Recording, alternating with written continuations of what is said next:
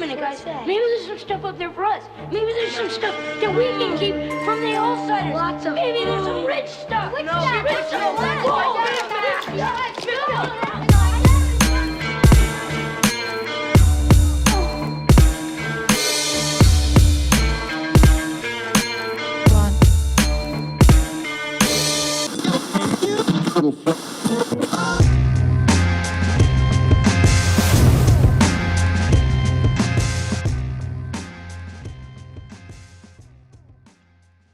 We're up, my man. My man. The first ever episode of Mission Statements, a Delta Bravo Urban Exploration Team podcast. With, it's only fitting. I figure I was not going to do this without you being the first guest.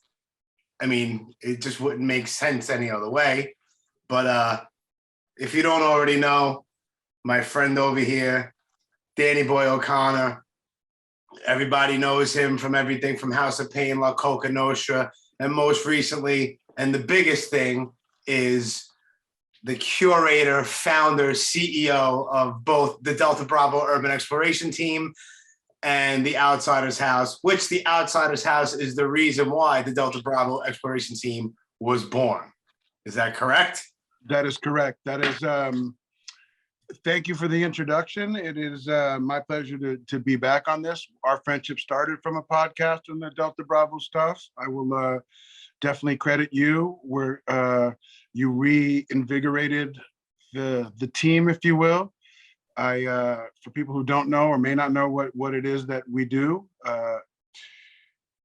it started at the Outsiders House for me, but it starts before that. And so I was born in Brooklyn. I was raised in Staten Island until I was about 6, and then we came to California, and that's about 1976.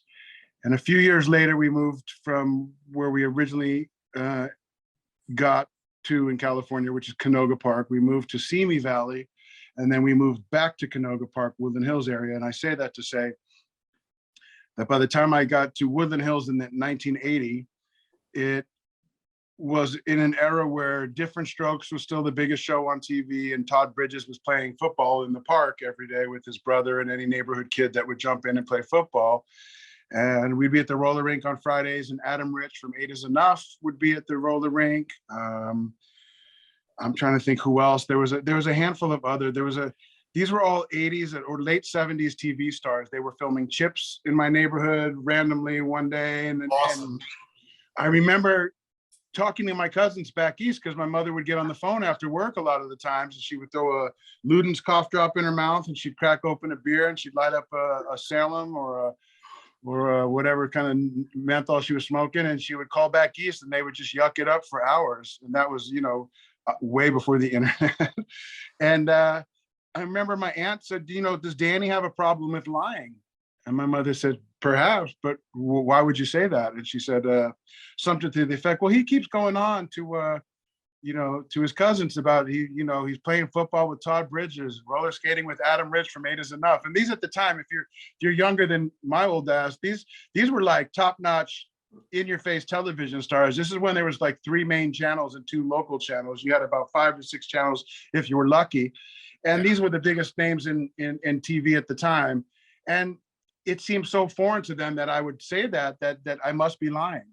Right. And I learned early on that all of these television productions, even if they were supposed to be like Mary Tyler Moore in Minneapolis, they were actually filmed up on Ventura Boulevard at the CBS Radford lot, or Universal Studios had a lot. We went on the Universal Studios tour when we first got here, and it was around the time Jaws came out, and they had Jaws coming out of the, biting up at the cart. And it was just, it's easy to get bitten with the Hollywood bug, and it's also easy to get smitten with the whole idea of like, man, I'm in their backyard now, and there's all types of cool shit going on. Absolutely. And so it was a definite culture shock. And then also I grew up in the era of like the malls raised us, and the mall that was closest to me was the Topanga Plaza Mall, but not 5 miles down the road was the Sherman Oaks Galleria, which was the Fast Times at Ridgemont High Mall. It was Valley Girl, the movie mall. Some of the scenes, they shot it at 2 malls, but the coolest mall in the Valley was the Sherman Oaks Galleria, and Moon Unit Zappa's writing songs about Valley Girl and being at the mall. And so I'm growing up and I'm feeling like these movies are about me and my generation and my class and like everybody around you looked like a Jeff Spicoli or a Mike Damone or a Stacy it was a surreal way to grow up. And then I think not long after that, you get jaded. You go, fuck these motherfuckers. You know what I mean? Sure. You got to exist in Hollywood or in the Valley, because everybody who lives in the Valley are basically people who were successful in Hollywood and then come back over to buy a big, it's like Long Island people.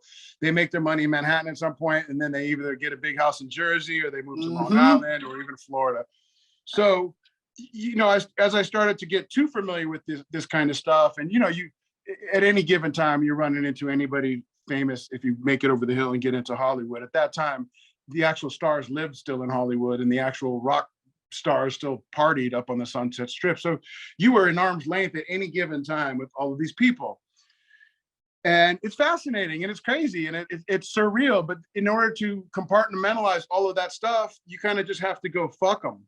Yeah. You know what? Absolutely. You don't even see them. You're like, I'm cool too. Fuck those motherfuckers. At least that's what I did to survive, right? To not get so overwhelmed with that. And then I had the audacity to think maybe I can do something like that, if I had the right group and the right crew and whatever. And lo and behold, I started House of Pain, and we made a little noise, and so now we're out there, pre-Conor McGregor doing the Conor McGregor, walking around, a couple of Irish dudes in the club, just getting ours. And 30 years ago the other day, man. Yeah, that's crazy. House of Pain dropped 30 years ago, like 3 days ago. We're on podcast. Yeah, it seems surreal, that too. So this is all building up to you lose something. I lost something. I don't know. I lost when you cross over to, like, now you're trying to be the guy or you're the guy, you can't be the fan I couldn't be the fan and the talent at the same time. Right. And I lost a part of me by constantly trying to promote me, the band, hold up that image, stay on top of the game, especially when you got a group that's always infighting and, pulling in different directions. And I lost a big part of that. And just to speed that up, I guess what I'm trying to say is, we all start off at some point as fans, most of us. And then we, if we're lucky, we throw our hat in the ring and we may get our beak wet and get a bit of attention or a little bit of celebrity or even bigger. But eventually, unless you're like the Rolling Stones or Madonna or like those, tier one that just stay around forever, you come back down to earth and you got to figure it out for the most part. And for years, I was stuck in that limbo of like, I can't enjoy anybody else's work per se. Right. And I don't do any of we're not doing any new work, you know what I mean? And I just didn't know where I fit in. I felt like to go back and be a fan was corny. Yeah. And it's the shit in my head that I also learned moving forward that I don't have to believe everything that I think. And so it all starts to fall in place for me as I get sober, and we can always back up and I can unpack all that as well. But sure. Well, it's all at that time, isn't it? I'm sorry for interrupting you, man, but isn't it like, it's also, it's an ego thing at that point. You guys are on the top of the world. Ego and fear and a lot of, and all types of stuff in between. So after House of Pain, I ended up grabbing drugs as a coping mechanism, because as my celebrity started to come back down to earth, and Everlast went on to greater success with his solo records, and Lethal went to Limp Bizkit, I thought, what about me? Where's mine? And what ended up happening is really I was masquerading as a rapper, and I was really a creative director, an art director, a visionary. But that's like being the shell to a car with no motor. True. And Lethal's a born musician, so he doesn't do anything besides make beats and DJ, and he doesn't want to do anything besides make beats and DJ. And Everlast is a born musician and MC. Right. And I don't know that he longs for anything more than doing that, and he's great at what he does, and Lethal's great at what he does, and that goes for Muggs and Be Real and whoever else was in that camp. Sure. But I wasn't like those dudes, for good or for bad, right? I had a vision. I had a love for graphic art. I was able to do, I feel like what Eric was able to do, Everlast was able to take complex subjects and make them palatable so that you could learn it real quick, and that boom bap style of shit. And you're still saying something that was witty and clever. He was. And I felt I was in the era of like all kinds of, I'm able to scale back stuff like the House of Pain logo, the Delta Bravo logo. They're based on somebody else's stoic thing, but it hasn't been celebrated in that way. And then I take it and flip it, and now it's like, damn, it just feels. I like to do stuff that feels already historic, that you feel that there's already like a lineage to this. I don't know why I feel that way, but I connect with it. And at the time in hip hop, there was a lot more stuff going on than that. I felt like I was a b-boy from day one, and all of a sudden I got this new 5%er mentality that's telling me I'm a white devil and I don't belong, and I'm and I'm like, fuck all that shit. You know what I mean? Like, I'm Irish. That was really what my impetus for like really doing hip hop was like, we were a gang before we were a band. In the same way Suicidal Tendencies has a gang that is with the band. We just didn't have the band. And once me and Eric got together, now we're the band, and I'm bringing all my dudes with me. So when we run into spots, nobody's saying nothing to us. And if they do, they're getting lumped up. Right. And that was powerful. And we were like those white boys in hip hop. Prior to that, there was the Beastie Boys in third base, and God bless both of them. Sure. Massive Beastie Boy fan. Everybody knows that. And Absolutely. I was not a third base fan, although I know I wasn't. I know I really wasn't. And I don't say that disparagingly. Me neither. I am now a fan of both the whole group, actually. Even Richie, the DJ Search and Pete Nice. I was a fan to it. I appreciate what they did and what they contributed. It was dope, but they weren't speaking to dudes like me, especially white boys like me. You know what I mean? I'm a different type of white boy, and that doesn't mean I'm not like cloaking like racism or any of that shit. I'm just like, I need motherfuckers that are saying the shit that we do, and it ain't dancing in the video or fucking around like that. And I dance too. There's nothing wrong with that. My shit was just a different. And I also had a chip on my shoulder because I felt maybe not betrayed by hip hop, but like that all of a sudden hip hop, because all my favorite acts were discovering like Islam and that 5% jail religion, the fruit of Islam stuff. And now I feel like you're punching me in the fucking head with that shit. And I'm like Big Daddy Kane and Rakim and whoever, you know what I mean? Brand Nubian and whatever. I'm like, whoa, like I'm the problem. I'm in the trenches up in here fighting with for you, with you. Now I felt like I'm fucked. So I started to look at my heritage, and I'll never forget. I said, my mother said, your family came here 50 years ago, bro. Yeah. You left your family, your side of the family. The O'Connors came to New York from Ireland because they were being treated like shit for being Catholic. You know what I mean? Right. And being the minority in Ireland. Mm-hmm. And that put something in my head that I was like, good, because I don't come from a family that had slaves. I don't come from a family that was racist. I don't come from any of that shit. Right. Even my mother said, your father was in prison and he was a thug. He never had any problem like that. We never, my mother's record collection was the one of the greatest record collections and a gift to me growing up. All of the Motown records that I was able to experience because of my mother's great taste in music, and she danced as well. I offer all that up to tell you that when the band is over, what do you do with a guy like me? What does a guy like me do? So I'm a branding guy. I'm a marketing guy.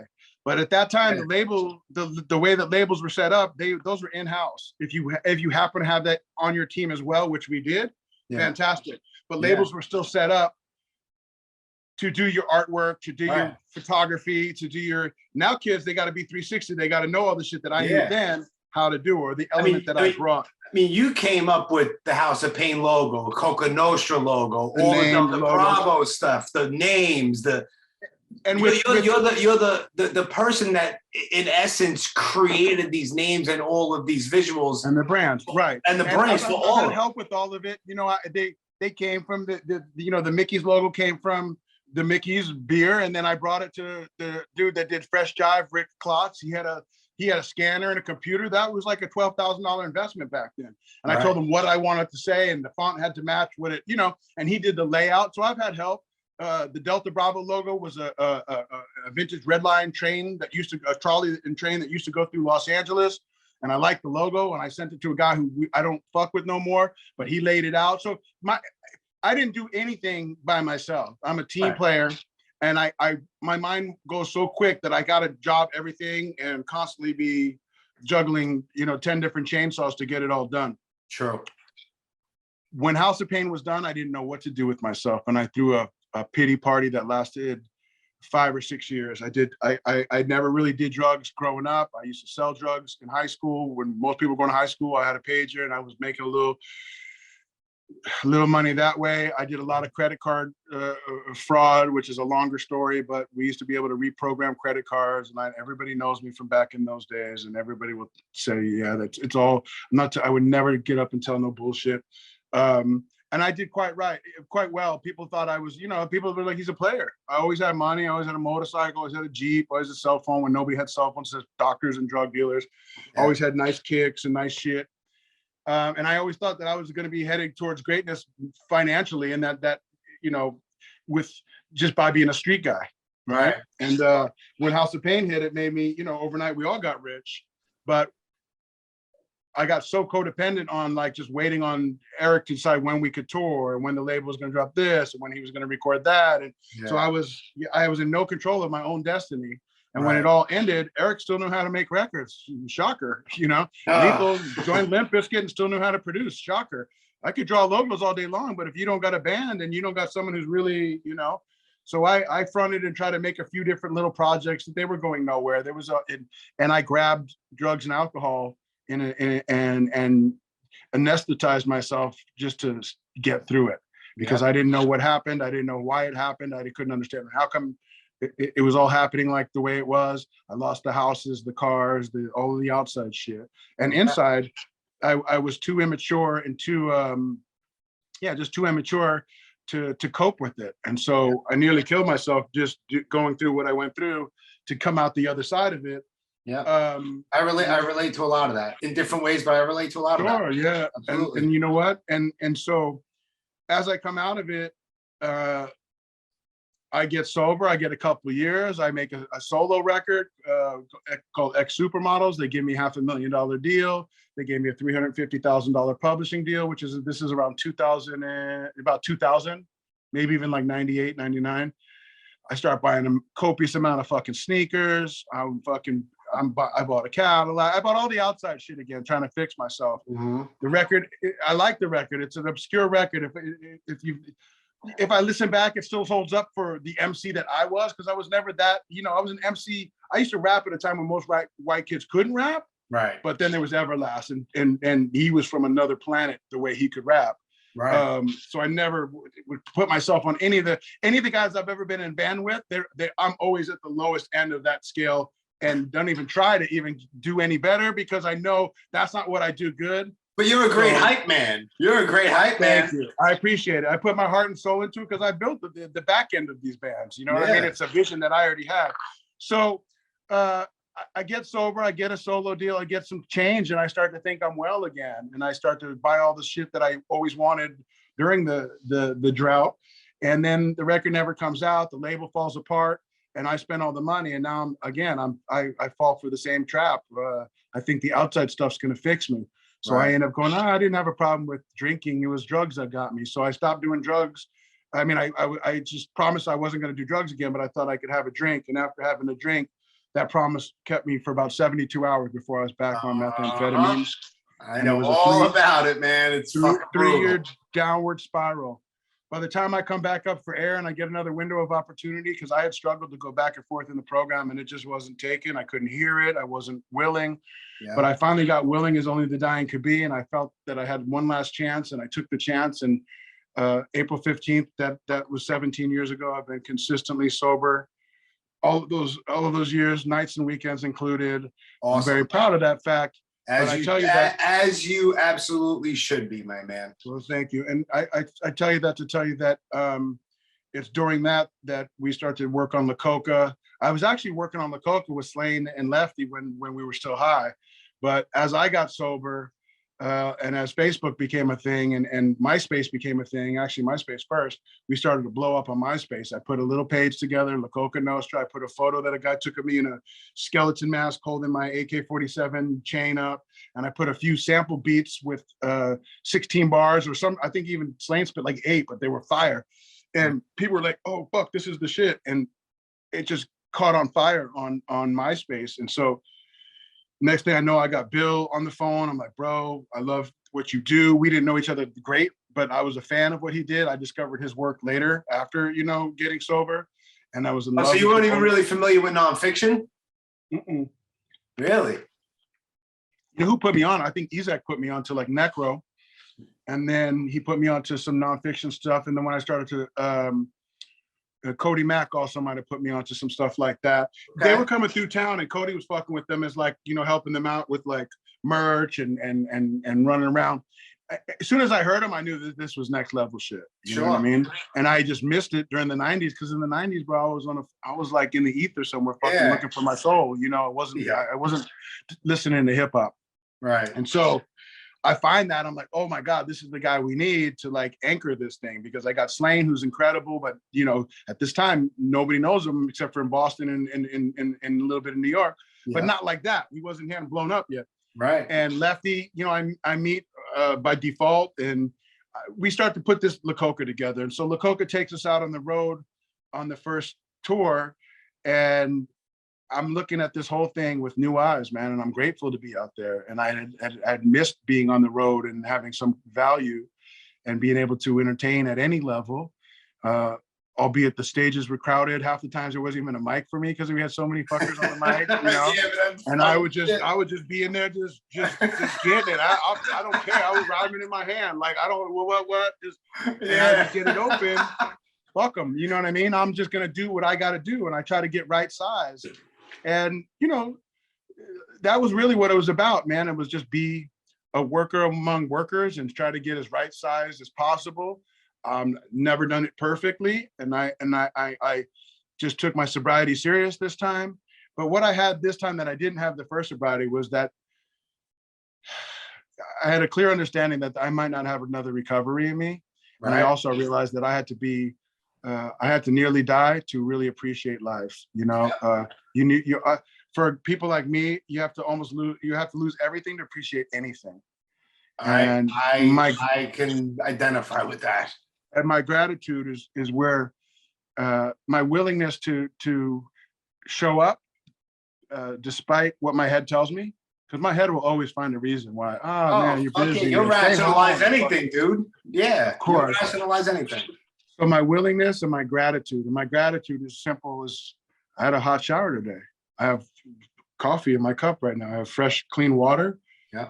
Air conditioner's on. My rent is paid. I don't have a warrant for my arrest. I have teeth in my mouth. Yeah. I have a valid driver's license. I actually have a car. Yeah. I have a few dollars in my pocket. Yeah. Jimmy, I could want so much more and do want a lot more. Of course, so but do I. It doesn't drive me anymore. And I also realize that, dude, it ain't gonna make me neither. Nope. And so I start from a place of gratitude, and it's changed everything. I'm not trying to tell you that, I hope I don't come off as like obtuse or like namaste. I've got this all figured. Fucking dude, I struggle with my thoughts all day, every day. And the only relief I ever get is when I'm being helpful to others. And the only break I ever can give myself is when I first wake up, that I take some time to get centered, to quiet my mind, to do some meditation, be mindful, do my gratitude list, which I don't do every day, but I do it almost every day. And I share it with others, so I'm accountable. Yeah. And I start my day in that direction. And 9 times out of 10, it's a good way to start. And if I'm off my square, I can reset. I can stop, pause, and get centered and think what's important today.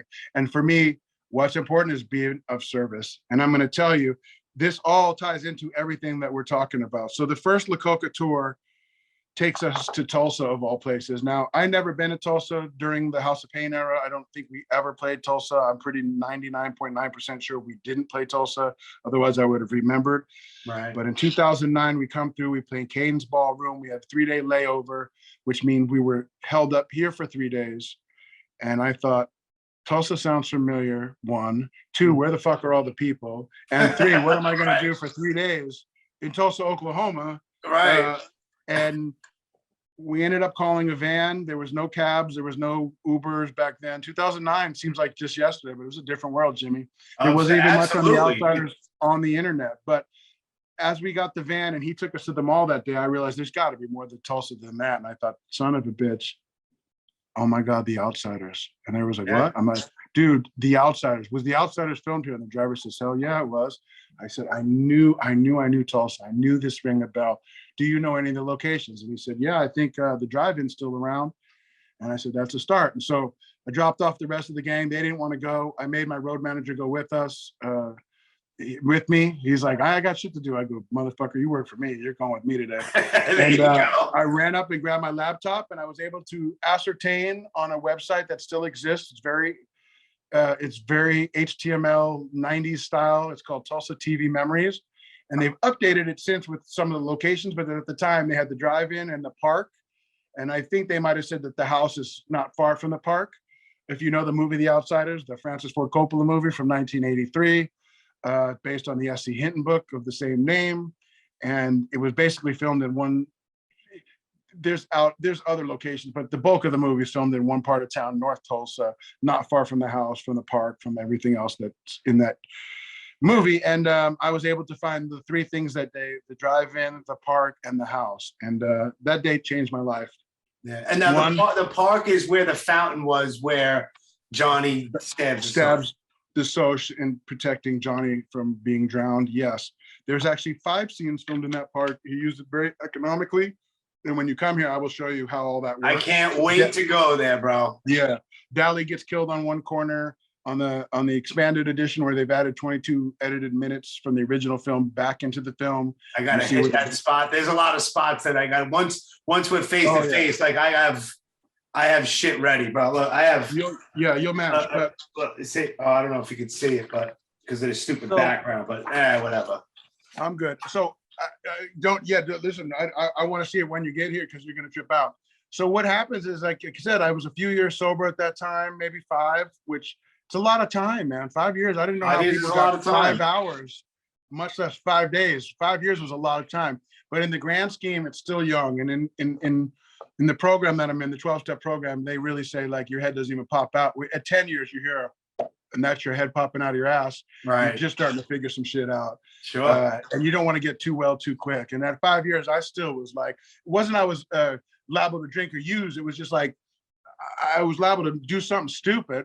Yeah. And then that would unravel. And someday I would end up needing a drink to fix the stupid mistakes that I was making. So I had to be very clear and concise in everything I did and run it by people.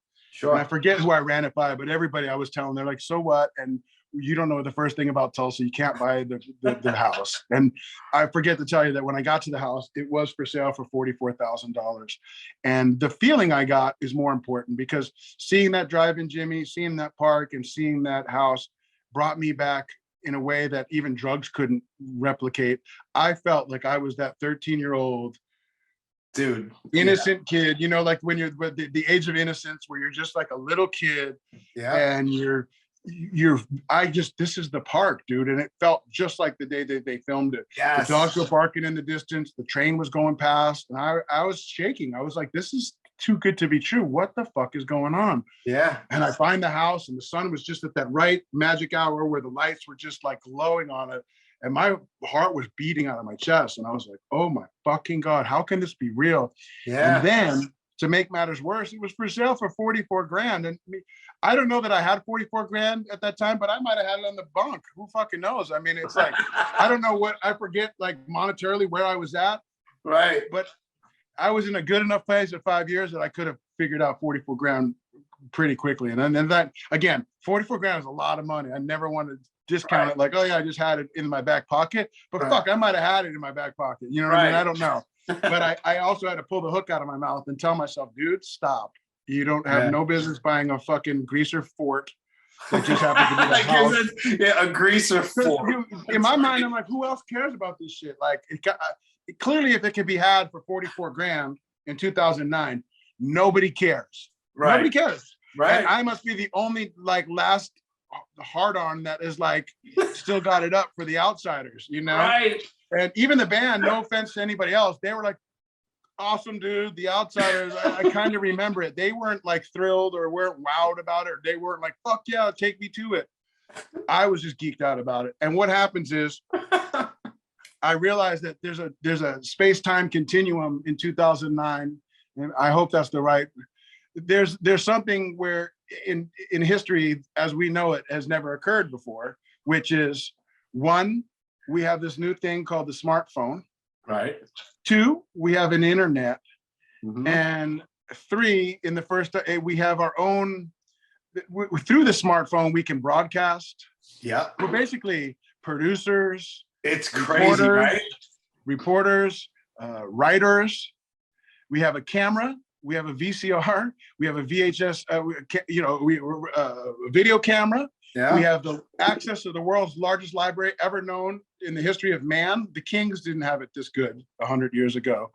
And we can Google anything and pull up a photo almost in real time. And it's just so, and that had never been possible prior in anywhere. And now it was a real thing. And it was just the right timing when I started to do this stuff. And I started to think, fuck it, this is what I'm good at. I always know when the tipping point is right around the corner. I feel when new music is coming or new style of something is coming out, if I like it, I see it a long time before it hits. You can see it out there bubbling, and I feel it. And I was like, yo, this is what I'm gonna do. While everybody else is just doing what they're doing on the tour, basically smoking dope and sleeping in, I'm getting out there. I'm looking up these shits on my phone. I'm running the city by myself. I had a nice little Leica point and click camera that I just paid like fucking $900 for.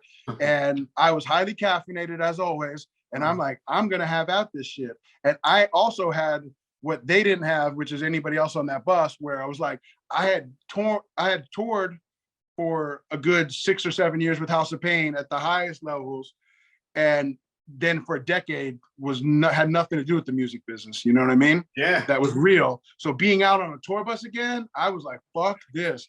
Every city I get to, I'm going to fucking devour it. I'm cutting through it. I got to see it because, I didn't know if we'd ever make it back. Right. Maybe I never get to go to Tulsa again. Maybe I never get to go to Dallas again. And that's true for anybody. But in my mind, as sober as I was, and the mindset I had was like, Danny, take advantage of this because you don't know how long this will last. As cool as it was, this was early La Coka when things were going great. Yeah. And I'm still like a survivalist mentality. I'm like, bro, eat it up because you don't know when you come back. You don't know. So what I started to do was I go, man, I love pop culture. I want to know where these shits were. Yeah.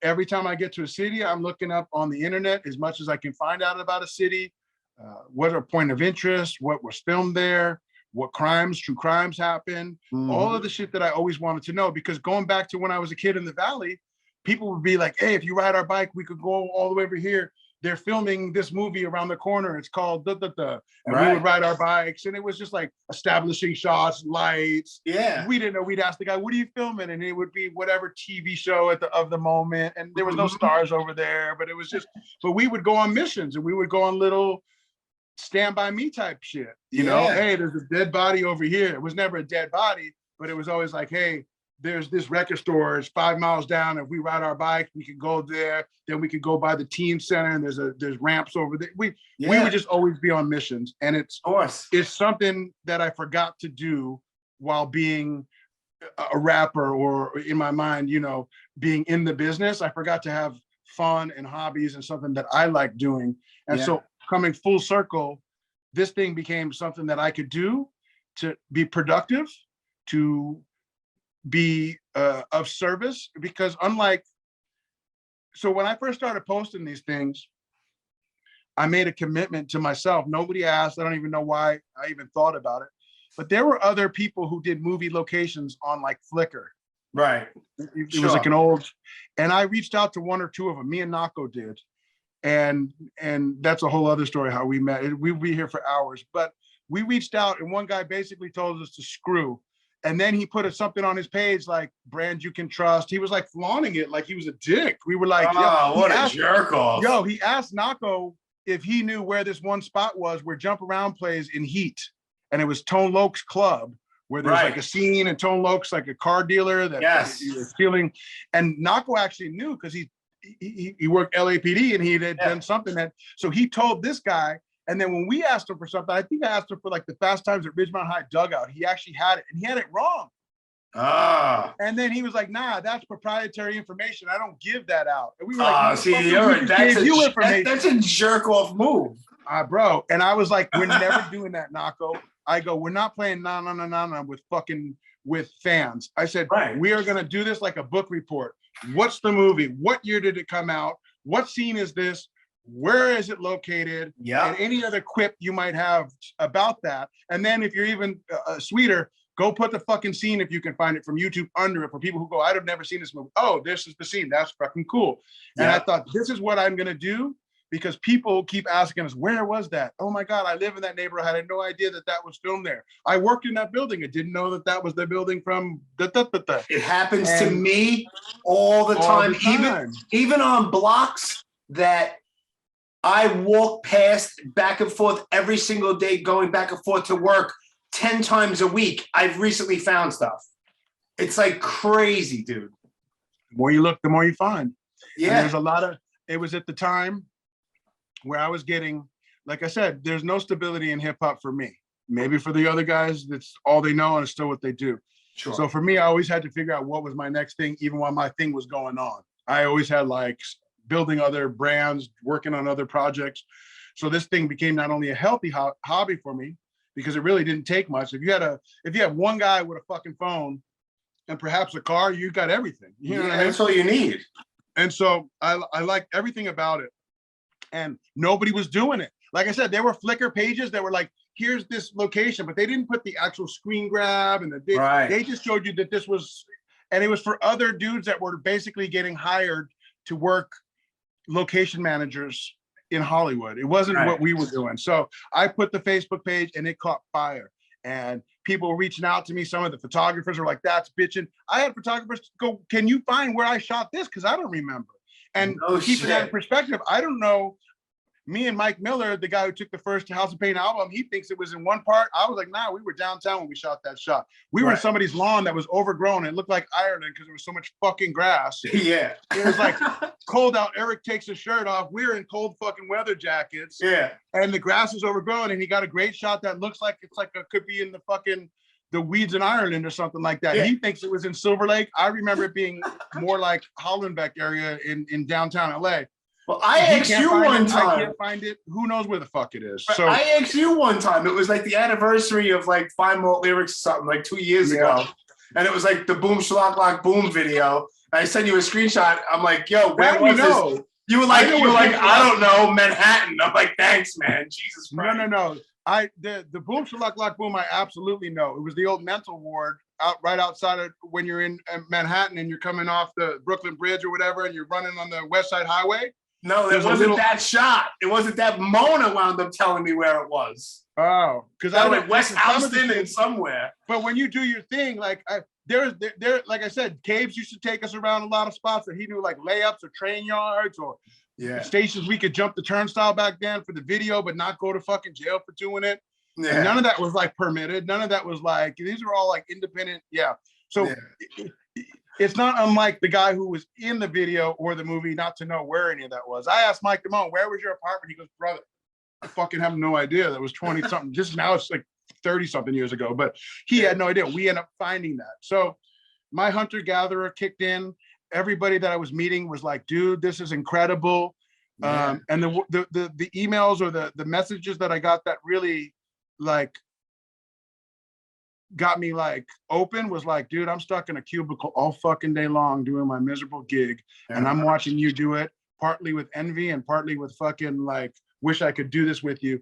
Thank you for what you're doing. You keep it entertaining, and you're doing the stuff that I dreamed about doing. So this is, like I said, not a new idea. Everybody was like on the precipice of like, these are always questions that I had. Where was that film? What was that thing? Where was the Charles Manson, this, that, and the third, you know? The Wave Cave and all that stuff. Yeah, I'm the same. And so we were able to find it, put it on there, make it palatable, and make it feel like a crew, and it is a crew, but it was only two of us at first. It was me and Nako, and I met him on the internet as well. Yeah. And then it was me, him, and Mona. And it was good to have NYPD and former NYPD and LAPD dudes who had a real good nose for getting around cities and knowing their way around. And both of them knew what they were doing, and we started to build out that way. It's one of the greatest hobbies that wasn't even a hobby. We kind of created it. And then people say whatever, oh, urbexing. Yeah. Somebody one day early on said, I love your urbex photos. And I was like, oh, cool. And then I Googled urbex. What the fuck is urbex? Right. And it was like urban exploration. I said, that's a great name. I said, but it's a misnomer, because although we do explore the urban environment, I'm from LA, and there's no abandoned factories, there's no steel mills, there's no old car factories. It's not Detroit, it's not Milwaukee, it's not the Rust Belt. Right. We have pop culture history. Right. Ad nauseum. So I will take what they were doing as far as urban exploring, you know, sneaking into old abandoned factories, getting around the security guard, finding a point of entry, blacking out their gear, recording what they do.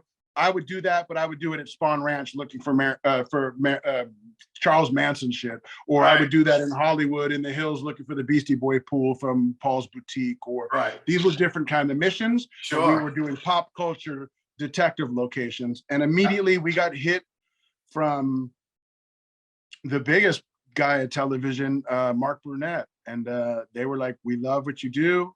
We want to turn it into a TV show. I was like, holy shit, this is like Mark Burnett. We took 3 different meetings with them. Hollywood has a funny way of saying, we love what you do. Can you completely change it and make it into something different? Right. As far as Mark Burnett's people, they were like, can you get a real estate license and maybe buy some houses? And I was like, what? I'm like, what? That's not what we do. And then we went to another big company, Asylum. They do all the American Gangster stuff and all of this other shit. And they're like, do you do ghost stuff and true crime and like James Dean? And I'm like, that's already been done. I'm like, we're not ghost hunters. I know, but the ghost hunting thing is so big. We need you to do ghost hunt. I'm like, dude, go get someone else to do it. Like, one thing I wasn't going to do was it was so pure of a hobby, and I love doing it so much that I was like, dude, I am not going to cater to fucking whatever, to make it, we're not, just switch up the whole thing. Us? Go make your own fucking shit and go ghost hunt and make a crew out of it and do kind of what we do. And I can't do anything to stop you, nor would I try. Right. The closest thing that we got to a real deal was the guy who does the Wahlburgers, Archie Gipp, great guy. He fucking Emmys for the Wahlburger show. His dad was like a famous, he used to do, you know, Madison Avenue type shit, illustration for posters, all these classic movies, taglines and fucking slogans. And his mother had some hand in it. Maybe she did jingles. He was our guy. The only thing I didn't like about him, he was a Mets fan. But other than that, he was fucking great. And I'm just fucking around. But God love you, Archie Gipp. And he basically walked us in a deal. And it was like $10,000 an episode for the first 6 as a trial. But the deal killer was, when I read the fine print, it said, we got to own the brand 100%. Nah, fuck that. Not going to do it. And Nako was great because he didn't pressure me. He was not like, dude, fucking, we need to. And you know what? At the time, Nako is our buddy and started this with me. And he's an LAPD, former NYPD, greatest guy in the world, greatest cop in the world. At the time, LAPD had a different, maybe he was just in a different position. He had to ask, and he couldn't even say, we did a podcast, he couldn't even say he was a cop. He had to say, I work for the city of Los Angeles at a certain capacity. He couldn't even, I was like, dude, it was weird. So yeah, it's kind of weird. Well, you had Delta Bravo Radio, the Delta Bravo show. Right, and it was almost like how I can't talk about the program I'm in, but I could say I'm in a 12-step program. Right. He could say that he works for the city at a certain capacity, but he couldn't say I'm an LAPD officer. Right. So that was kind of important for the TV show to be like, the badge, the car. That's why I bought the cop car. I'm like, I'm going to beat these motherfuckers to the punch. We already pull up in a black unmarked. I dress like you can't tell if I'm a detective. I got black dress up shirts, my head clean shaved. I got a little swagger to me. We both look like, we were both on the job.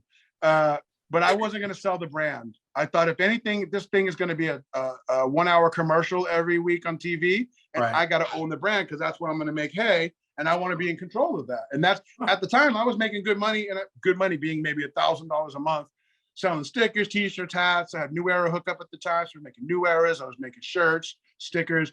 People were like, it was good, right? Yeah. And at the time, that was keeping me afloat. It was like anywhere I could find another little source of income and to rally the troops was great.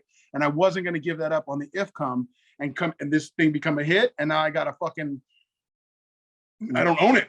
Right. That's what happened to House of Pain. I don't own it. I don't fucking like all of these things I start, like they end up getting taken because I'm like, nah, you're good. We're never going to fight. We're going to always be a band. Yeah. Put it all in your name. Fuck, what do I care? Right. The next thing I know, I get clobbered by the same motherfucker. So I'm like, no, Archie, it's just not going to work, Right. And if you can come off that, and he didn't want it, the company, the production company insisted on it because they had the same thing. They're like, we are doing basically a 1 hour commercial for a brand, and if we don't own that brand, we're doing this. It's $1 million an episode for TV, and we're making a 1 hour fucking commercial for something that you're going to get enriched. And I'm like, yeah, that's why I invented it, and you could fucking sell it. Right. You get paid $1 million, but they wanted everything. And I was like, nah. And before long, we were meeting with like mom and pop production companies that just didn't get it. They didn't, and I'll say this about it and shut up. But the question we kept getting for TV was like, what do you get out of this? Like, what? So do you go to the Fast Times at Ridgemont High Pool and you buy the diving board? I go, no, dude, that ain't like, we honor these locations. We fucking we hold them on high and show other people, hey, these are still there. Go see for yourself. Exactly. But you don't take anything. I'm like, dude, we're not American pickers, and that's what they wanted. They wanted what I like to call is like the pleb calculator. Like two dudes sitting on the couch, like, fuck that. We're going thrifting. We're gonna find those. We're gonna take clown paintings and strip them, and there's got to be a Monet or a fucking some type of fucking fancy Warhol under there somewhere. And bought it for $5, sold it for $500. Bingo! And people were just like, we don't fucking do that, bro. Right. The great thing about Delta Bravo was not just the idea or where we ended up smashing. It was everything that happened in between it. The banter. Dude, there's so much that goes into it. Yes, you're getting stuck in traffic, complaining, I'm hungry, my pussy hurts, I need fucking more coffee. I'm not climbing up that thing. Hey, we're gonna end up in jail if we keep doing that. I'm like, you guys are cops. I know that's where we're gonna end up in jail. You keep going for it. We just kept pushing parameters, and everybody's like, the ups, the downs, the in betweens. That's the fun part. It is. And at the end, when we're all high fiving and we're on the top of the roof, where you two played, in that video where they locked down LA by playing a live concert. That's shit that I hate to say it, cool. We could have got arrested for that type of stuff. We didn't have permission. We just got ladders and we started helping ourselves and acting as if. Yeah.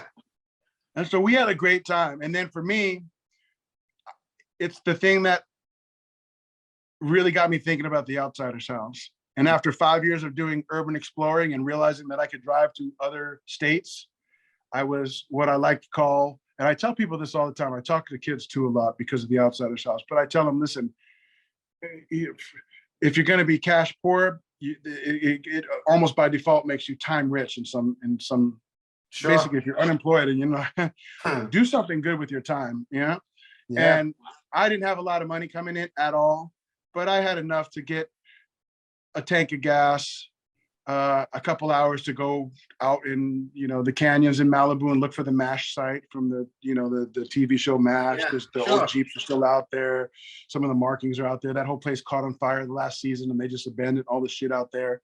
Wow. And you can hike out there. Well, now then TV Land went back out and restored the Jeeps as well and put markers out there. So it's all still sitting out there. The fire came through, and then you know what? The fire had come through, I think 4 years before. In Malibu and Topanga Canyon, it's not if it's going to catch on fire, it's just a matter of when. And every 4 years, that thing goes up like a tinderbox, and it's just they deal with it. And so on the last season, they weren't sure if they were still going to continue shooting new episodes. And when the fire came through, they're like, well, there's your answer. Yeah. And they left the Jeeps and the ambulances. They're all still out there. Yeah, man. You didn't know that, huh? I did not know that. Oh yeah. I did not know that. And it's like a sickness at this point. Every time we watch something, it's like, where they film that, all the time. I pause it, I'm Googling shit. That's everything. How I felt when eBay first came out and I realized it could sell shit. I'm like, everything looked like, what can I sell this for? Everything was like, can I put this motherfucker on eBay? When you explore like that, everything becomes a challenge. You're like, where was it filmed? What year was it done? What's changed now? How can I figure out more about it? And it's a beautiful hobby, man, and anybody can do it. It is. You just have to have the interest level that we do, or even just a remote interest in where these photos were taken. I love this shit, dude, and I honestly I want to thank you because, like, on the other podcast that I was doing, I've said this before, but maybe there's new ears, and hopefully it's a different demographic. Yeah, so I mean, when I was young, I mean, as you know, I hit a lot of horror movie spots and stuff like that. So as a little kid, I'm watching the original Friday the 13th movie, and I always wondered. I wonder where they actually shot. Where is Camp Crystal Lake? I know it's not called Camp Crystal Lake in real life, but I always wanted to know where they shot this. And then years later, I think it was like the beginnings of the internet. I think I went on to like MapQuest and some garbage website, and it said it was in Blairstown, New Jersey. Now, once I did that, I wasn't even old enough to have a driver's license. I was like, oh, it's an hour and 58 minutes from where I was living in Queens and Howard Beach at the time, or maybe even Canarsie. I don't even remember. But I was like, wow, like one day I would love to go there. And next thing you know, we've been there, I don't know how many times, so, but when you created this whole thing, it gives people like us a place to actually share these things. And I've always been into this kind of stuff. So now it's a reason to get out of the house. It's like nothing is going on. We're bored. Like, I'm never bored, dude. You know what I mean? That's great. I'm just never bored. And you know what? As I hear you speak, I think, you know what? How lucky is everybody that you love all that shit? Because I fucking do not care about horror films. I know, but I schooled you on a lot of shit. Nah, and that's the thing, because my wheelhouse is not your wheelhouse all the time. And so dudes might be like, we get it. We love the Beasties too, but fuck, another Beastie pose, I'm gonna fucking jump off the bridge. Right. And then you'll hit him with some horror film stuff. That was never me or Nako's repertoire. So we like a lot of music shit. We like a lot of true crime shit. And you do true crime as well. I do. But everybody had like something that they were looking for that inspired them or piqued their interest at a certain point. And I'm no different, but when you came around, you brought a whole different level to it. And even you go to you go to a lot of the cons, the Comic Cons, the horror cons, the whatever cons, and you meet with the people. Listen, we live in a very unique time in history, man, where that wasn't possible before, man. No. When I first moved here to Tulsa, man, I took the historic theater and I started putting 80s movies. I did The Breakfast Club, Fast Times at Ridgemont High, Valley Girl, The Warriors. I brought this a star from an actor from each movie. In some cases, the star, some cases supporting roles. This is something, as a kid, you couldn't do that, man. People are like, I don't want to talk about that. I'm not showing up to a theater, signing autographs, that was faux pas. That was like, you did that, your career was over. Sure. And a lot of the people at this point, they're at the part of the career where they're like, man, there's no reason why. I'm coming today from the Outsiders House Museum. I had Greg Brady, AKA Barry Williams, and his wife and their band playing on my lawn for the last 2 days. For Mother's Day. That's fucking awesome. Bro, I'm sitting on the couch going, dude, we're in the Outsiders House listening to the Clash while they're out there playing, their music. And then I'm looking, it's like Greg Brady's in the back signing autographs. It's all of this stuff is going on simultaneously. And I go, this either is heaven or hell. And I'm thinking it's heaven, or we're in trouble, man, because we ripped the space-time continuum. And all of you motherfuckers did something wrong with me, because we are actually it's like a Twilight Zone. We're in the Outsiders House, and there's Greg Brady at his autograph booth. They just finished wrapping up. And like I said, I've got the Clash playing and some other shit. I'm like, how the fuck did all this happen? It's the greatest thing to ever happen. Yeah. But I'm like, it's also very weird. And it's like, very sometimes weird. I got to go, did I die? And this is all in my figment, or are we living in a simulation? Or it's fucking awesome. And just to backtrack real quick, when you said that you first were standing there in front of the Outsiders House Museum and you got that feeling and your heart was going, it's like you're like on the set of the outside. It's like, dude, I've gotten that feeling. Like we went to it's Alfred Lane in New Rochelle. And I have my little GPS. I found the spot. And so I turn left on Alfred Lane and I go down. There's no cars on the street. It was me and Nikki and my daughter at the time. And we're walking and we drive up and I pull over and I get out of the car and I look to my right and I look to the left and I'm standing on the set exactly where Ray Liotta pistol whips the guy in Goodfellas in the driveway. Perfect. And I'm looking at the right and the house is just the same. And I'm looking to my left and that's Karen's mother's house. And I'm standing there, like before I even raised my phone to take pictures, I stood there for a solid minute and was just like, holy shit, man. Like so many times that's happened. Like another time we're in Connecticut, we went to go somewhere. And sometimes everything mashes into each other because we've been so many places. And next thing you know, it's like I go on my phone. Next thing you know, it's like Nikki is walking through the supermarket that the same actresses are walking through the same supermarket from the Stepford Wives.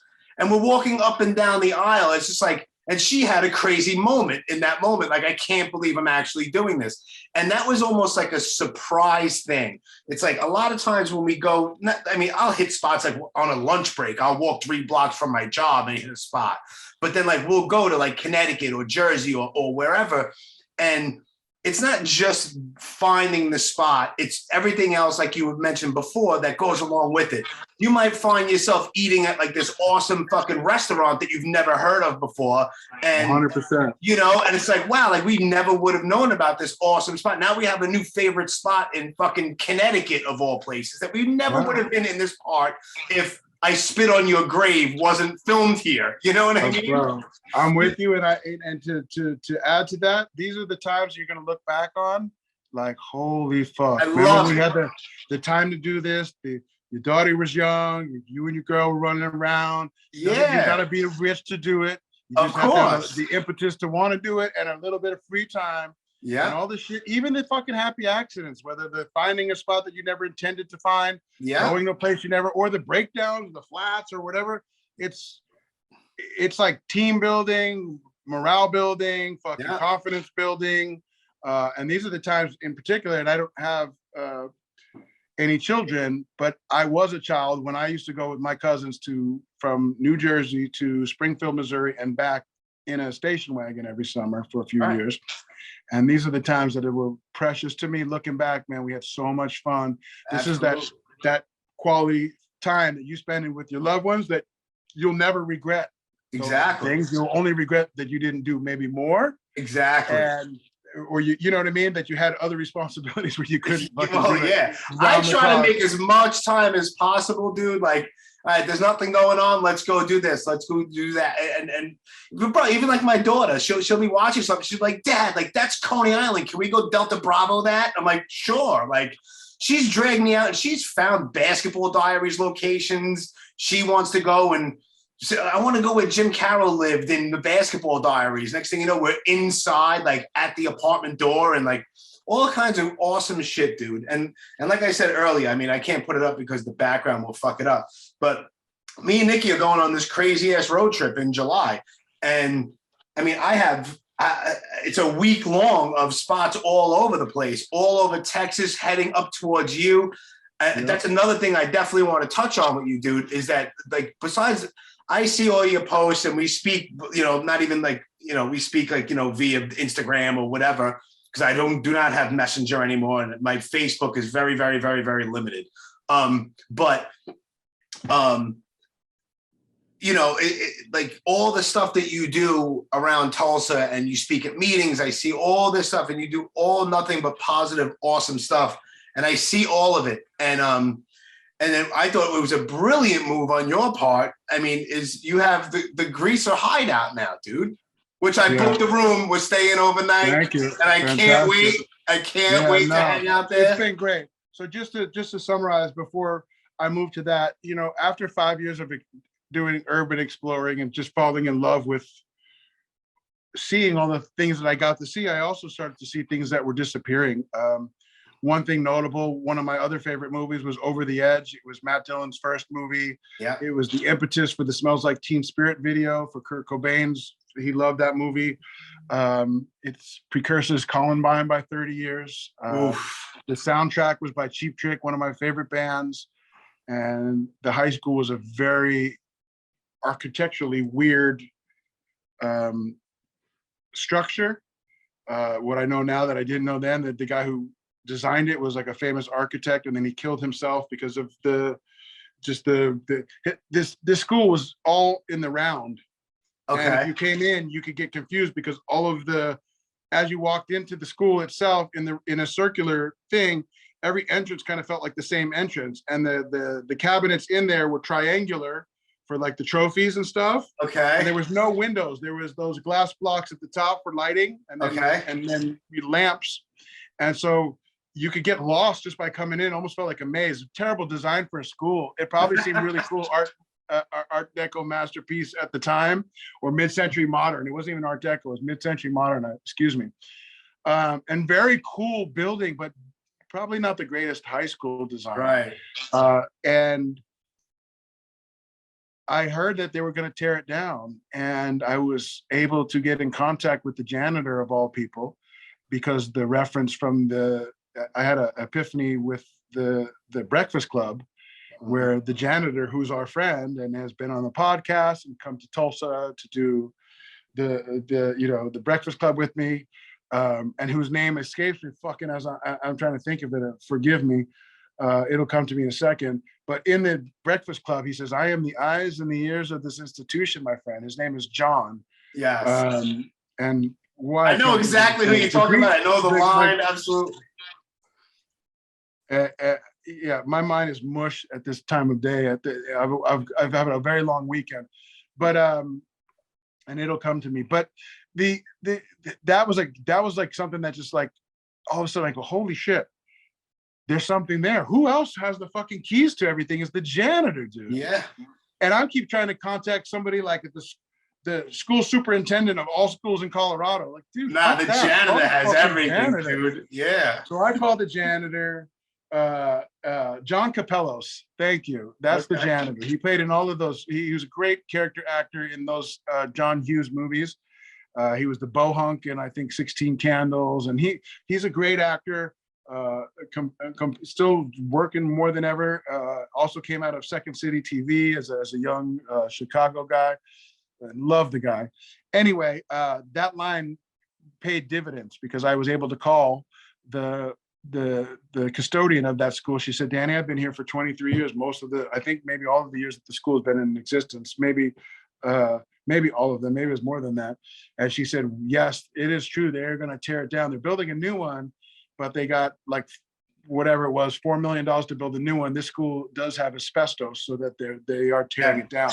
Yeah. So I came up there and got a full tour, and the Greeley Times, which is in Greeley, Colorado, where the school was, they were she alerted them, I think, to say like, there's a guy coming up from Beverly Hills who wants to see our school. So they thought, oh, this is intriguing. Let me go there. He had no idea about House of Pain. He had no idea about the movie being filmed there.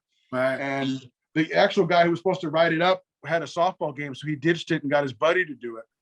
And then his buddy got there. He's like, wait, you're the dude from House of Pain? Wait, this is from that movie? He was blown away. Mm-hmm. So that's happened to me too at some place. Like people have like, no, really, this is clue, right? Yeah. So me and him hit it off. We got lunch. I did an interview. I got to see the school, photos with it. A year later, I get this package. It weighs a ton. I'm like, what the? And I open it, and it's this big brick. It's bigger than a normal brick. And it's a brick from fucking the school. That's awesome. And the reporter said, I tried to get you the fucking backboard from the basketball thing, but somebody took it. I said, I don't have any, as much as I'd love it. Thank you. I don't have anywhere to put a backboard. I already live in a storage unit. I got like too much stuff as it is. But he sent me a brick, and he sent me an article of it. The thing again, it was like a hard copy of it, and a nice letter saying, thank you for what an incredible day you brought up to us, and showing me the history of this, got me to watch the movie and realize what a great thing. And here's a brick from it. It warmed my heart. But I also realized that nothing is everything is temporary. Sure. And if you love these things, and you assume, like in the past I had, that this will always be there. They're never going to get rid of that. You'd be surprised how many things disappear. And I thought to myself, the outsider's house. Yeah. The day I saw it, I didn't think it was going to last long. It was for sale for 42 grand, but it didn't even look like it was going to, I don't know, something looked like the wind could almost blow it away. It was such frail condition. And I would come see it every year by default, either running through here on tour or doing a road trip to Nashville or road trip to fucking Graceland. You know, my ex-wife used to get off 1 week, 10 days. That meant 5 days out and 5 days back to California. That was we were tethered if we were driving to that string, you know?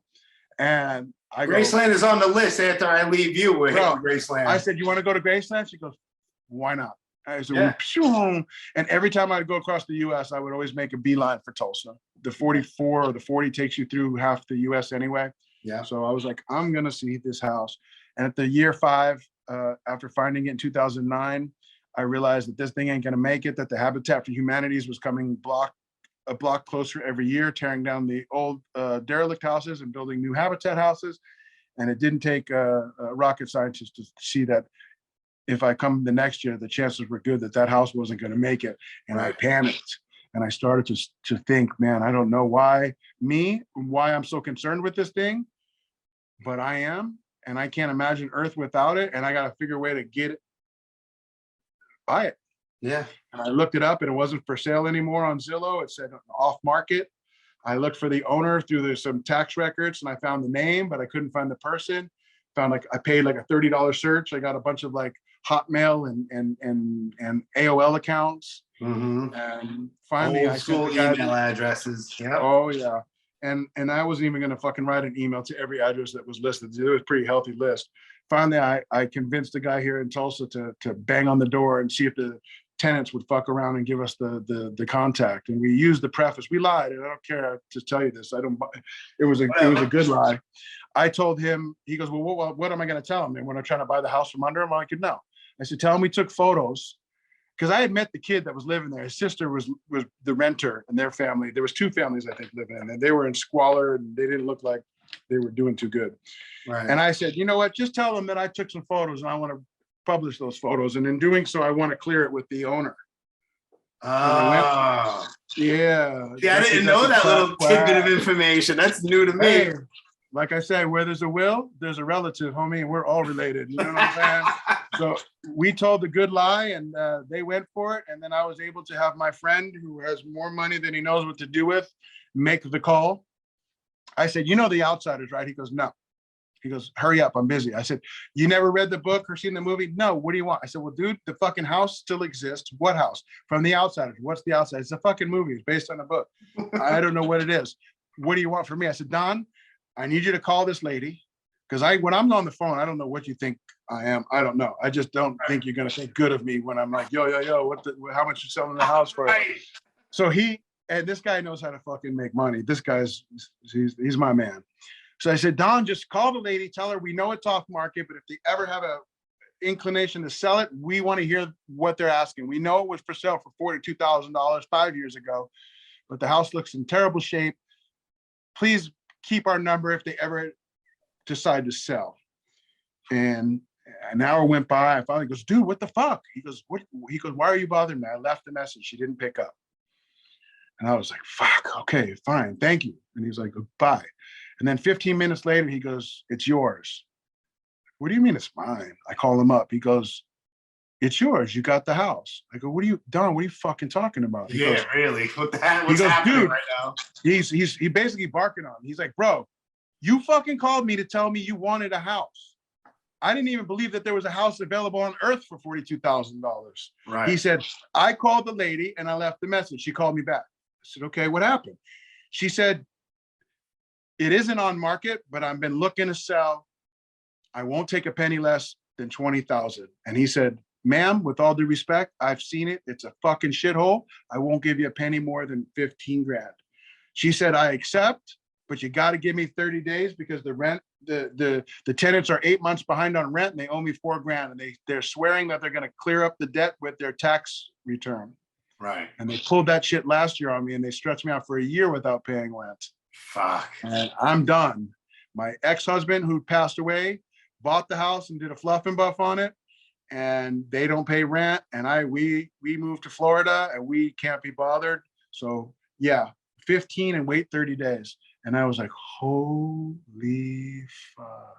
Now the kicker is I don't want to say I was going broke. I just wasn't making any money. And learning what I learned in the past from losing, spending all the money I had made with House of Pain, or even with the solo record deal with like Supermodels. This time, before I got dead broke, I started to release some of the assets, selling them on high, meaning I wasn't dead broke and desperate to sell the watch or the car or the whatever. Because when you're that desperate, people smell it and they give you the fucking rock bottom for anything. Of course. So I had a gold Daytona watch or Rolex that I said, Don, I'm starting to feel I got to tighten up the fucking belt. So I sent him the watch and a ring I had. And I said, do me a favor, find a buyer, and so he did. So he got $20,000 for the watch and the ring. I think he bought it and sold it to somebody else. And then he sent me $5,000 and he kept 15 in escrow. And he said, I said, send me 5. He said, you don't want the whole 20? I said, just hold it as like it's kind of like The Professional where, like the fucking, let Uncle Don hold their fucking 15 because I might fuck around, you know what I mean? Right. I might fucking see something I like and spend it. Exactly. Hold it. He's good for it. He's good for it. So he said, I got 15 of yours anyway, so you're good. Right. It turned out I had to come up with another 5 to move the tenants out because they didn't have nothing coming, but I didn't want them to scorch earth and burn it down. And I also didn't want to be some prick that threw them out on the fucking street. So I ended up having to come up $4,800. At the time, Jimmy had $32,000 to my name. Sometimes I say 38, but the more I think about it, I think it was $32,000 to it. Basically left me with very little to fucking work with. And I had no work coming in. That means there was no La Coka, Nostra tours scheduled. There was never, I was told at that time, I'm never doing House of Pain again. That changes. It always changes. It comes, it goes. You ain't gonna do it again. But at the time it was real. And I literally was applying for fucking graffiti removal jobs for the city of Culver, which is Culver City, which is right behind Beverly Hills. Cause I was like, dude, if I have to take a job, I'm going to put on a Dickie suit, get in one of those white vans and just get low pro spraying fucking gray paint and just making a little government cheese and getting a good fucking health insurance because this is getting real. And I had to get willing. And everything changed. The fucking house, I get it. I drive to fucking Tulsa. I don't know a thing about a thing. I buy it basically sight unseen. I'd only been outside of it a couple of times taking flicks. Yeah. I break into my own house. I want to tell you at $4,800, they left me parting gifts. Of course, I'm sure they did. Oh, Jesus. I broke in there, Jimmy, and I almost burst into tears. And they were not tears of joy. They were tears of, you're the stupidest motherfucker who ever. What the fuck did I just get myself into? Well, I was like, oh, no. I just did not do that. There's no like refunds, like, hey, decided this is not for me. I'd like to return this. I was 20 grand in with with maybe 5 or 6 grand of my name left with no work. And what do I do for work besides the things I was telling you? Tired of this.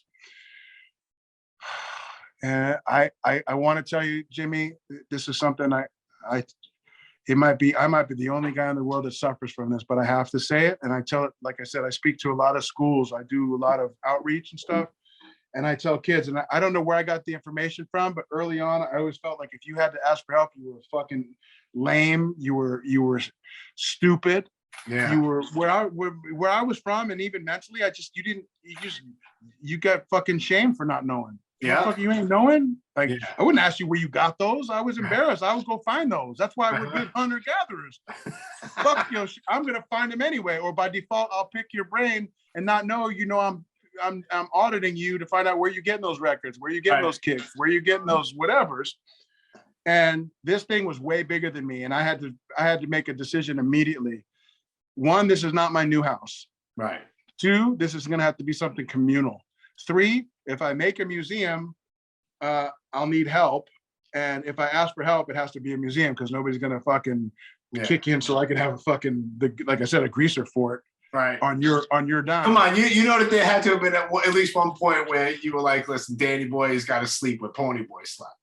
No, bro, I originally brought a blow up. Someone asked me that yesterday. I brought a blow up bed, a cooler. I brought everything you would need to stay in that house. When I broke into my own house after fucking paying them $4,800 to leave, it was like breaking into a scene of Seven with Brad Pitt when the fucking dude, like, fuck. bro, you couldn't have paid me. I brought the Glock, I brought everything. And I've slept in some shitholes, bro, when I was high. Yeah. Bro, you couldn't have paid me in there. There was roaches and rats. There was everything in that bitch. I never slept in that house, for the record.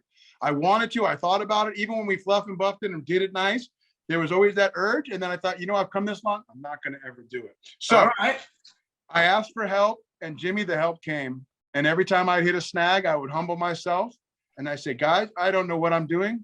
I need help with the roof. If there's anybody out there that feels inclined to help me or point me in the right direction, or and it showed up. And it doesn't show up because they like Danny Boy from House of Pain. It shows up because they love Tulsa, they love The Outsiders, and they love that the guy, Danny Boy from Los Angeles, that used to rap, thought enough to drop everything he was doing, which wasn't much, but to devote his time and his energy and what little money he had to saving this thing. And if he could do that, why couldn't we locally do that and help him? And I found everything that I'd ever been looking for in life here.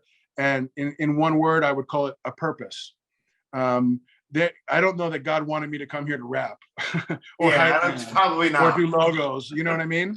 I did all of those things, and I had fun doing them, and we were enriched by doing them. And I still reap the benefits of House of Pain and the legacy that is still, even though, you know, we don't get along, or me and Everlast, we don't talk anymore. Me and Lethal do. But that being said, people are still, oh, that's Danny Boy from House of Pain sometimes, and sometimes it's Danny Boy from the Outsiders House Museum. Either way, it all works good. When I talk to kids, I end up buying the house. I end up asking for help. It took 3.5 years to turn it into a museum. At the time when I bought the house, I had nothing to my name with the Outsiders except for one poster. We now have the largest collection of movie and book memorabilia of the Outsiders known to man.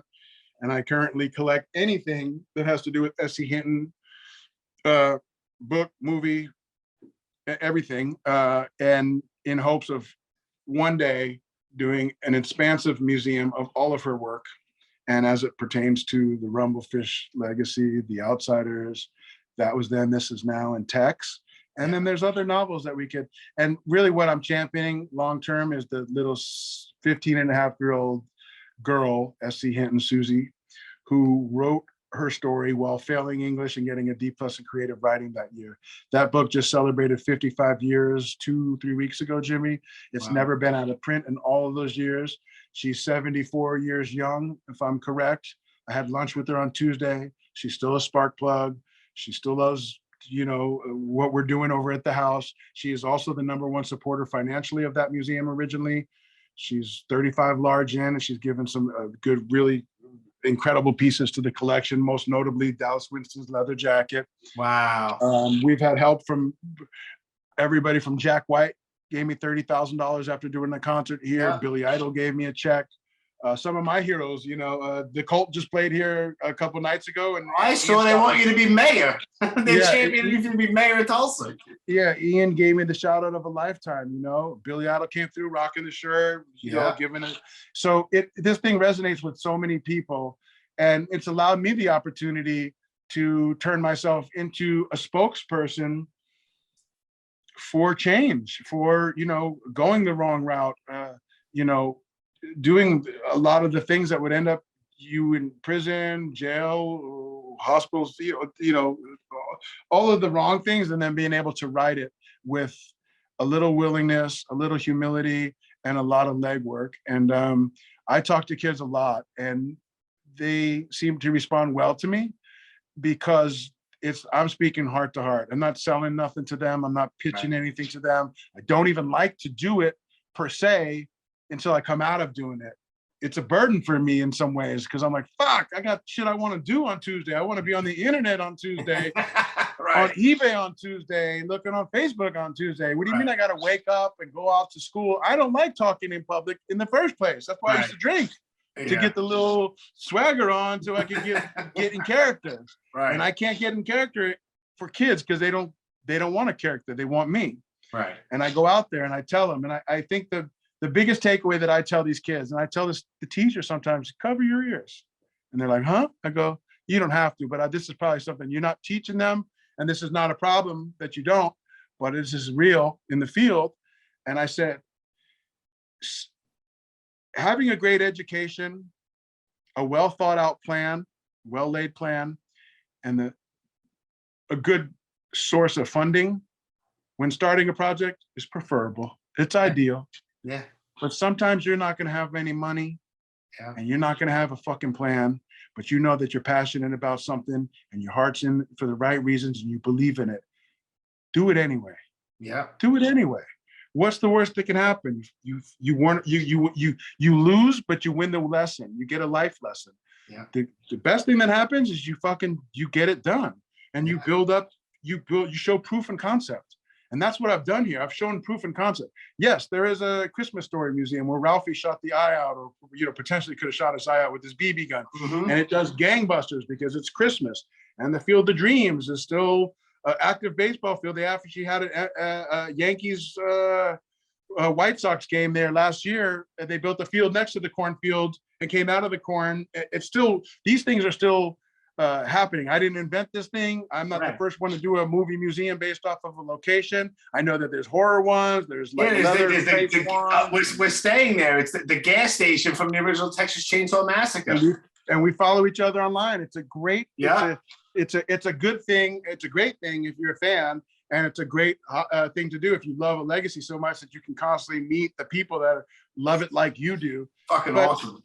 The greatest takeaway, Jimmy, is this. In order for me to, I have to, my contract with God and the universe, and it was taught to me, and it's required in sobriety. If you work a 12-step program, we are to freely give what was freely given. And it is my job to do 10, 11, and 12 of those steps, which is trust God, clean house, help, or work with others.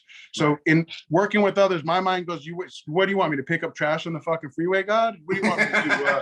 Like, it's like community service, I think my head is. Of course. And I feel like the universe said, dummy, you're going to get this fucking house and it's going to be a museum and you love it anyway.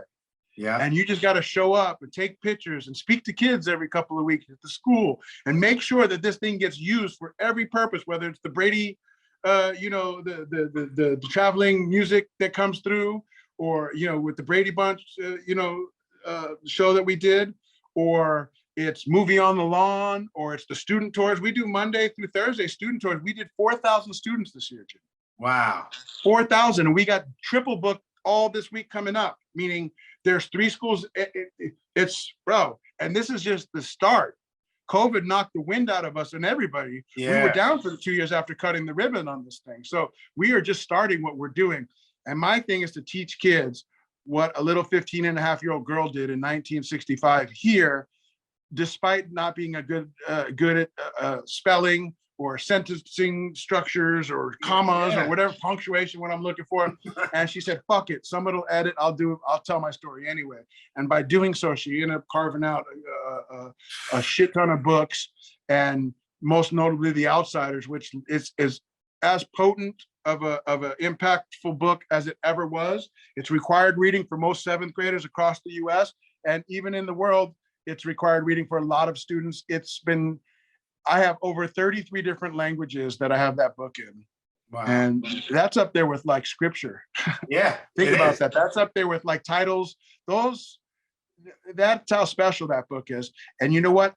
There are times where I'm so close to it, Jimmy, that I can't see it anymore.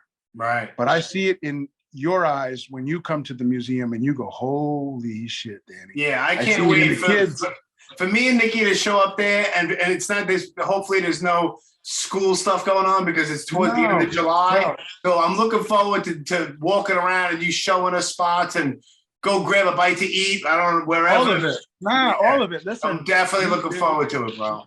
I'm just saying that it becomes what I do for service. It also becomes what I do for a living. Yeah. I never get bored of it, because if I get bored of, I don't know, the movie, then I'm into Coppola's work.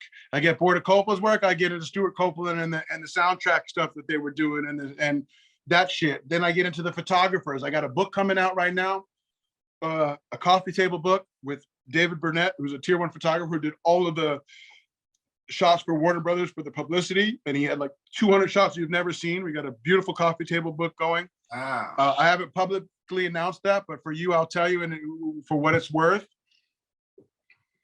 I just got a real nice deal to do a biography on S.E. Hinton, which she has rejected before. Really? Her publishers kept pushing for her to let them do something, and I think she basically sat me down for lunch. We went to lunch. I said, Susie, I'm doing a coffee table book. With your approval, these are the photos that I've licensed. This is what it's going to cost. This is what I intend to do. She said, fabulous. Oh, by the way, that reminds me, my publishers wanted to talk to you about doing a book. And I was like, really? And at first I thought she meant that they wanted to do a book about the Outsider's house. I was like, that's fucking cool, right? Sure. And then when we talked, they were like, no, we want to do like there's a certain, I forget what it's called, but the Sopranos has a book where it's basically the cast, they're talking about the Sopranos and they're interviewing themselves about it. And it's like a real thick book on all the backstories. And it's a biography, but told by the actual participants or the fans.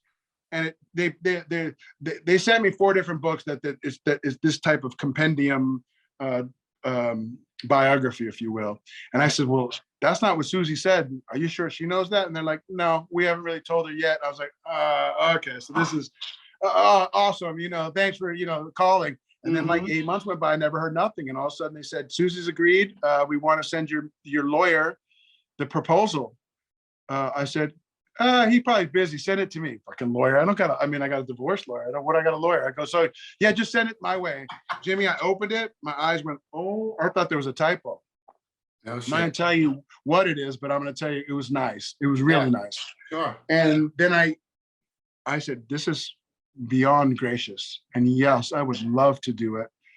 And they said, I said, would the money that you're offering me, do I have to pay for the writer, or is it? She goes, no, honey, we want you to have that money. Well, you can hire a writer, or we can suggest one. I said, well, I got a guy at the Tulsa World who's my buddy. He does all the pop culture stuff. He's a fan of The Outsiders. He grew up here in Oklahoma, and he did a really tremendous job of doing all of the history of the actual house, because I meet people all the time whose uncle, their aunt, their cousins lived in this house. The house would have to be 1,000 years old to accommodate all of the people who said they lived there before. Yeah. So he did the proper biography on it. He got the gig. We're making the book.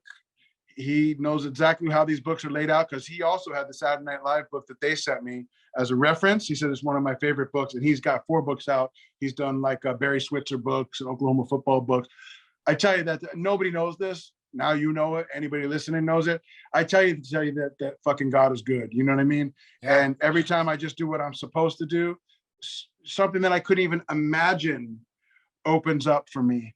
And the deal is I don't even know the words. It's a handsome deal. Let's just say that, right? Okay. I don't think I've ever said something like that before. It's not life-changing money. It's a real fucking nice. It's a nice check, but even better than that, the honor. Because the museum has been proof and concept that she trusts us. Yeah. That the publisher goes, this makes sense to do it from the perspective of the museum and all the people that he can gather, because he knows all of the people because they come through. Yeah. Leonardo comes through. Green Day comes through. Fucking everybody comes through and sees this thing when they come to Tulsa. And those are just a few of and maybe those are not even in the interviews, The kid from Green Day, his mother grew up a town over, and he's from Oklahoma. So this is his wheelhouse. So there could be an interview, a quick little blurb. It's a bunch of little quotes that leads into this one big story. I tell you that this is the greatest thing that's ever happened to me. I couldn't have imagined it working as it has. And I feel like I'm able to be of service in one hand, and I'm also being able to be rewarded and paid to do what I love. This is what I've always been wanting my whole life. And it's not dependent or codependent on anybody else's whims. They don't want to tour. I'm asked out. They don't want to make any new stuff. I'm asked out. They don't want to be in the band anymore. I'm asked out. This is my thing.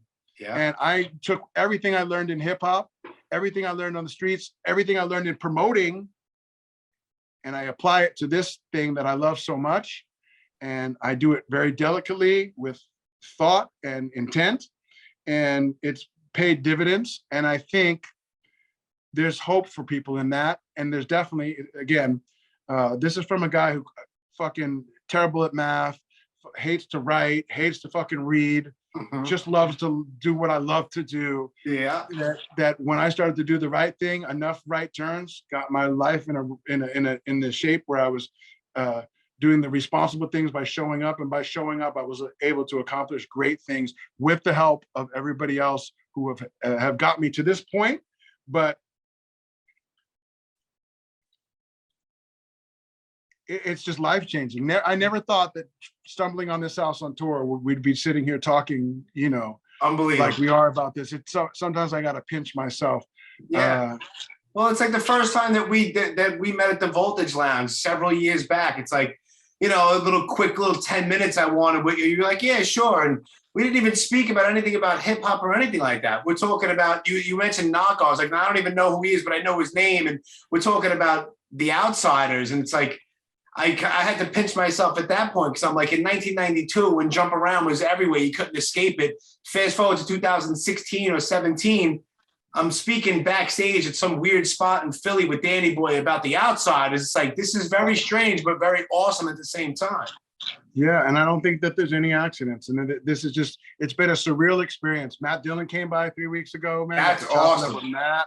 He saw what we were doing. He was like, at first he was reserved, he was cool. He was Matt Dillon, you know? Yeah. And then all of a sudden he pulled out his camera. He's starting to get some flicks. He takes a selfie with the jacket, and he got it. He caught it. He was like, yeah, nah, this is it, man. This is good shit. Oh, so he got up there. He was in character like Dallas Winston. He was all cool. No, but it's Matt Dillon, man. I don't know Matt Dillon. Like, Matt Dillon is like, you know, we met in the past a long, long time ago. I don't even think he remembered. I don't even know if I brought it up, but it was like a quick, I did bring it up, but I met him at the Paramount at the hotel when the whiskey bar was there, and Randy Gerber was like, man, I want to introduce Matt. You'd love him. He's here every night. And it was like hi bye. I was like, okay, that was quick. That didn't go anywhere, you know?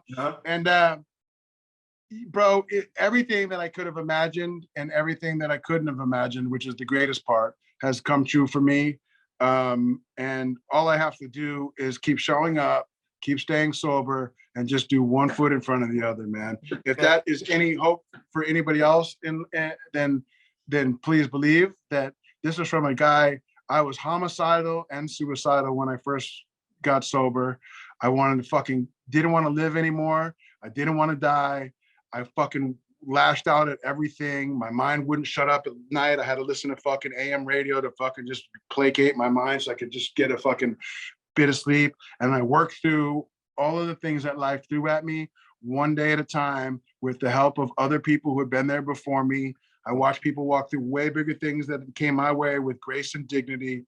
And recovery was not in like, me and my brother, the only people I think in my whole family that's ever like broke the chain. Yeah. My brother got 23 years now. He lives in Staten Island. You met my brother before, I think, you know, and like, it's like, bro, this is like revolutionary way of life for us. You know, we're fucking Irish. We're fucking, you know, we're old school, drinking, fighting, fucking, you know, wildlings. And so this is the most beautiful life that I've ever lived. I don't hold any grudges. I always like to qualify the House of Pain shit. I love Everlast, man. We grew apart. Yeah. You know, I can say, and there's no reason for me to say this other than I feel like when I talk to you and the people who listen to your show, they know more than the average just pedestrian person about House of Pain, about La Coka. But there's a lot of people I know from high school that we're cool, but we grew in different directions. Man. Yeah. And it's you can be cool with somebody, but you just don't talk or whatever. It's unrealistic to think, because there was a record that ties us together forever that we'd always click on certain levels. I'm just telling you like this. I look at all of those things fondly, whether you know whether he does or they do or whatever. I don't give a fuck. Like, I've made my peace with all of that shit. I move forward with purpose. Yeah. And it's like I said, man. I have a museum that celebrates the author. It celebrates the 15 and a half year old girl who persisted despite not being on the dean's list and a fucking Mensa student. And I have this beautiful little event center while we're not doing outsider stuff that can do anything. I mean, Jimmy Cash, one of my favorite fucking guys on the planet. I'm watching him blow up. He is a future guest on this. You have to. And I watched him, do his thing with grace and dignity, another sober guy, man. And he got more time than me. I got 17 years. He's younger than me, got more time than me. That's fucking great. Yeah. And watching him do his thing, man. I told him we gotta do a long comedy fucking thing. Jimmy Cash and a few others. We'll do it live from the outsider's house. We'll stream it out. We'll do our thing. I'll show you the city again. He came on the original the fundraiser we did, but this city has changed a lot. And I ain't the same guy that when I first got out here. You know what I mean? Of course not. We all changed. Sure. The city's changed. I'm a different guy than I was because I've grown. Yeah. And I can't wait to show you and your missus. And I can't wait. This thing has been, people have come through this town like, again, man, it's surreal how many people pass through going either from east to west or vice versa, or riding Route 66, or just passing through or touring or whatever. Dropkick Murphys were here two weeks ago recording a record. Yeah. Chill fucking with them and Ken Casey and do meetings and fucking just eat breakfast every morning. It's been fantastic, man. And again, if I sound like I'm gushing and going on about it, I am, because this was not possible for a Hope to Die fucking addict alcoholic and the mess that my life became because of the choices that I've made. Yep. And one day at a time, I fucking started making better choices and doing better, and I got better results. And I know if that's possible for a guy like me, it's possible for anybody, man. Yeah. And I hope that's, if there's any takeaway from that, man, it's that there is hope for fucking, if you suffer from the same shit that I was suffering from, and have to maintain my spiritual practice. Otherwise I go right back. So yeah. Dude, I think that's a fucking phenomenal way to fucking wrap up. I don't even know how to put an exclamation point at the end of that. Jimmy, I think what you've done for the Delta Bravo shit is reinvigorate the whole thing. I can't wait to show you around Tulsa, give you the as far as the things that I've done, I do have to give props to Nikki, because 9 out of 10 of those things she was with me along the either driving or with me or anything. So it's not just fantastic. Yeah. Again, and I hope that you continue to do it. You've inspired me. Being if there's any downside of all of this is that being in Oklahoma, they're just in Tulsa in particular, and there are things to do, but I was so locked into building this museum and making sure it goes that I had to take time off from doing it. Right. And I stopped here with the pandemic thrown in there and all of the other. That was fun times though. That was actually a good time to go hit spots when it was during lockdowns. And for you, yeah, because you had a blank canvas. Everybody's out of your fucking way, Everyone's out of the way. There's no one in the streets. It's great. Yeah, no, that was great for you. But again, for me, I've been here, so I can't wait to hopefully one summer I'll be back in New York when we both have the time to just run amok. That would be dope. Locations. Yeah, we'd love to fucking go hit spots with you, bro. That would be great. You how we do it, man. Yeah. Jimmy, it's been great talking to you, man. 100%, Delta Bravo Urban Exploration Team, man. Shout out to you. Shout out to your missus. And I look forward to seeing you in Tulsa, Oklahoma, man. 3rd week of July, my man. You know the dates. And just everybody follow at the Outsider's House on Instagram. Your Instagram is official Danny Boy O'Connor. I will give a shout out to the first sponsor of this podcast, which is Dead Sled Coffee. Follow them at Dead Sled Coffee. And if you go to deadsledcoffee.com and you type in the promo code Delta Bravo, you'll get 20% off of your order. And man, there should be a shipment arriving in Tulsa for you very shortly. Fantastic. And maybe we'll be working on an Outsider's House blend eventually. That would be kind of fucking cool. I think it'd be fantastic, brother. Yeah, man. So with all that, I appreciate you. I appreciate your time. And this will drop sometime later on this week. Shout out to Motion Kitchen, the dude who what's the dog's name? He's been here my whole time, just on my side. His name is Little Bit. His name is Little Bit. 3 weeks ago, man. Straight from North Tulsa. He was a street dog. Now he lives at the top of the Mayo. It's my fucking, it was a blessing as well, man. Shout out to Love Little you, Jimmy, Bit. man. Talk to you soon, brother. Absolutely. I gotta take him for a walk. Later, my man. Stay gold. Stay gold. you.